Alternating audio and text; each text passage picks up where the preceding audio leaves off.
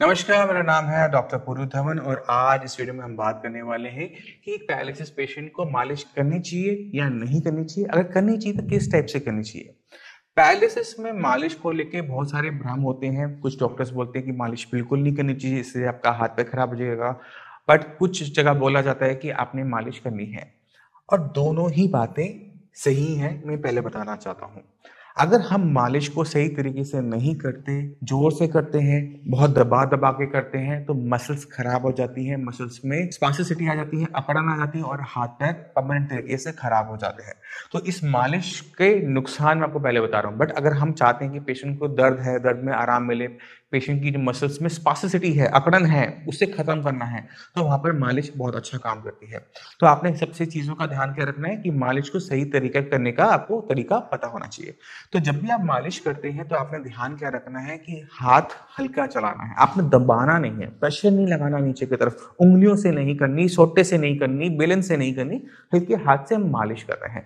अब किस तरफ करेंगे, आप अपने बालों की तरफ देखो। हाथ में बाल होते हैं ना, पैर में भी बाल होते हैं, आपने उनकी रिवर्स डायरेक्शन में करनी है। आपका हाथ आपकी बॉडी के अंदर की तरफ आना चाहिए, आपके दिल की तरफ आना चाहिए। क्यों आना चाहिए उसको भी समझने की हम कोशिश करते हैं। अब अपने हाथ को देखो, इसमें आपको ये नीली नीली आपको दिखेंगी धारियां, इसे हम कहते हैं वेन्स। ये वेन्स होती हैं। वेन का काम क्या होता है, ब्लड को बॉडी पार्ट से हार्ट की तरफ लेके जाना, जहां पर वो दोबारा से ऑक्सीजनेट हो सके और वो बाहर जा सके, लंग्स में जाएगा, वहां से ऑक्सीजनेट होगा और वो बाकी ऑर्गन्स में जाएगा। तो ये जो ब्लड है, जो इनमें ब्लड है, वो जा रहा है हमारे हार्ट की तरफ, अंदर की तरफ। अगर मैं हाथ अगेंस्ट चलाता हूं कि जा इस तरफ है, इधर हाथ चलाता हूं, तो उसको फ्लो में दिक्कत होती है। तो हमने अपनी वेन्स के ब्लड को फैसिलिटेट करना होता है, उसकी डायरेक्शन में हमें मूव करना होता है कि वो अपनी हार्ट की तरफ जाए। तो हमेशा अंदर की तरफ हम हाथ की भी मालिश करेंगे, किसी भी चीज की, पैर भी करेंगे तो ऊपर की तरफ करेंगे, नीचे की तरफ मालिश नहीं करेंगे। तो इससे क्या होता है कि ब्लड का फ्लो जो है, सर्कुलेशन है, वो अच्छा होना शुरू हो जाता है। दूसरा, अब जब भी हम मसाज करते हैं, तब हम किसी भी चीज पर रब करते हैं, तो हम क्या देखते हैं कि वहां पे गर्माहट पैदा हो रही है ना। अब ये जो गर्माहट है, इसका मसल्स पे बहुत अच्छा इंपैक्ट होता है।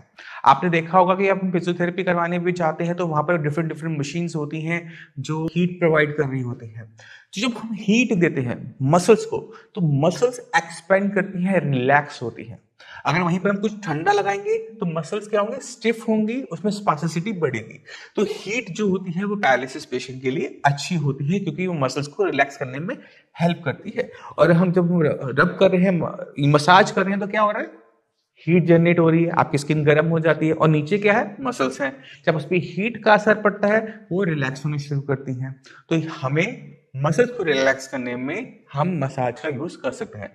अब हमने हीट ही देनी है, तो हम हीट, अगर आपके माइंड में कोई भी डाउट हो कि हमें हीट ही तो देनी है तो हम इसके मालिश ही क्यों करें, बिल्कुल सही।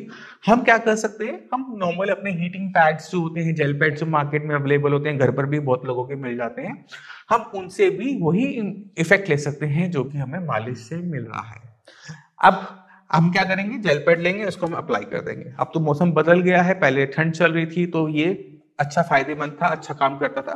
बट अब जो मौसम बदलने की वजह से गर्मी के अंदर हमें इससे करने में दिक्कत महसूस हो सकती है। तो इसी वजह से गर्मी के मौसम के अंदर मसाज काफी ज्यादा हेल्पफुल रहती है। अब जितने भी पैरालिसिस के पेशेंट हैं जिनका साइंस इंजीनियरिंग से ट्रीटमेंट चल रहा है, उनको हर टाइम मेडिसिन के साथ एक न्यूरो एम करके ऑयल दिया जाता है।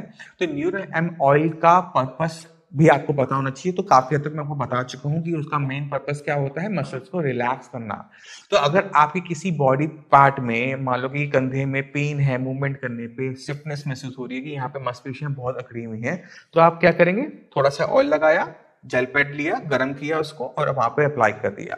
तो उससे क्या होगा, डे बाय डे करने से वहां की जो मसल्स हैं वो रिलैक्स होनी शुरू हो जाएंगी, पेन जो है वो डिसिपेयर होना शुरू हो जाता है, क्योंकि मसल रिलैक्स हो गई है, मसल में जो स्पास्टिसिटी है वो खत्म हो गई है। तो इन चीजों का आपने ध्यान रखना है। तो मैं उम्मीद करता हूँ इस वीडियो से आपने मालिश कैसे करनी है वो आप समझ गए होंगे। फिर भी आपके माइंड में कोई भी डाउट है, कुछ भी आप पूछना चाहते हैं, तो हमारे डॉक्टर्स अवेलेबल हैं, उनसे बात कीजिए, वो आपकी पूरी हेल्प करेंगे इस बीमारी से आपके लड़ने की। मगर जाने से पहले मैं चाहता हूं कि जो टेस्टिमोनियल्स हैं, पेशेंट आते हैं, पेशेंट ठीक होते हैं, उनकी आप वीडियो जरूर देख के जाएं। नमस्कार, मेरा नाम है डॉक्टर पुरु धवन और आज हमारे पास एक पेशेंट ऐसे हैं जिनको क्लॉट आया था राइट साइड में, राइट साइड ब्रेन में क्लॉट आने की वजह से इनका left side of body paralyse हो गया था। कंडीशन कुछ ऐसी थी कि जब हमारे पास आए तो चल तो लेते थे, मगर हाथ की जो फिंगर्स थी वो बिल्कुल क्लॉ फॉर्म हुई थी, बिल्कुल मुड़ी हुई थी, खुलती हुई थी और हाथ उठना नहीं था।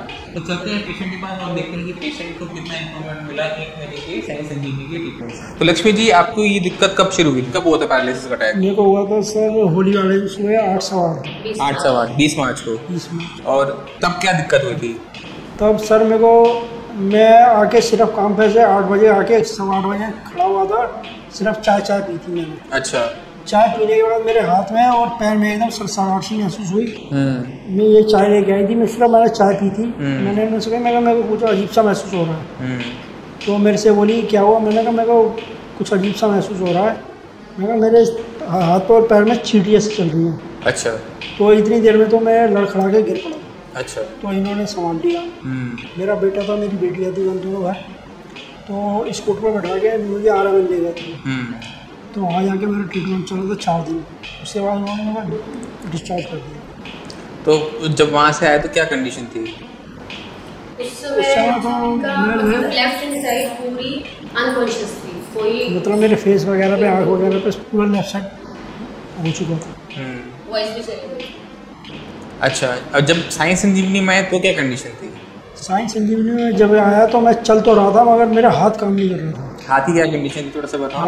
हाथ की मेरी कंडीशन, हाथ मेरा पहले इतना उठता था और मुड़ा रहता था। कैसे मुड़ा रहता था? फिंगर मेरी ऐसे मुड़ी रहती थी। अच्छा, अब पूरा हाथ उठाओ। अब मेरा हाथ ऊपर उठता है और फिंगर मेरी सीधी हो गई है। अब चीज़ों को पकड़ने में दिक्कत तो नहीं होती? नहीं। पकड़ो, पेन उठाओ उल्टे हाथ से। पहले कर पाते थे इसको? नहीं, पहले नहीं कर पाते थे। अब कितने टाइम में ये हुआ?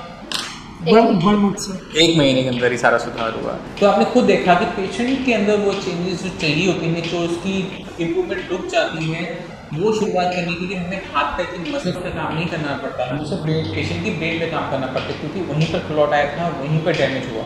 जब तक हम ब्रेन पे काम नहीं करते, पेशेंट के हाथ पैर में कभी भी पावर नहीं आती। जो रुकी हुई इम्प्रूवमेंट थी, जो रुकी थी, जो हाथ में मूवमेंट नहीं थी, मुड़ियाँ मुड़ी हुई थी, वो सिर्फ 1 मंथ के ट्रीटमेंट में पेशेंट की कंडीशन कुछ ऑलमोस्ट नॉर्मलाइज हो गई है। अभी 1 महीना हुआ है, अभी हम थोड़ा सा और आगे चलेंगे, 2-3 महीने का कोर्स करेंगे, उसके बाद मुझे तो नहीं लगता कि आपको और ट्रीटमेंट लेने की जरूरत पड़ेगी। डॉक्टर साहब मुझे कोई दिक्कत नहीं, मैं 6 महीने की दवाई खा लूँगा, मुझे सही। अच्छा, ठीक है। चलिए, इतना लंबा तो नहीं जाएगा आपका, क्योंकि काफ़ी अच्छी इंप्रूवमेंट हो चुकी है। जितनी इंप्रूवमेंट इस महीने आई है, इतनी अगले महीने आ जाएगी, तो आप ऑलमोस्ट हो चुके होंगे।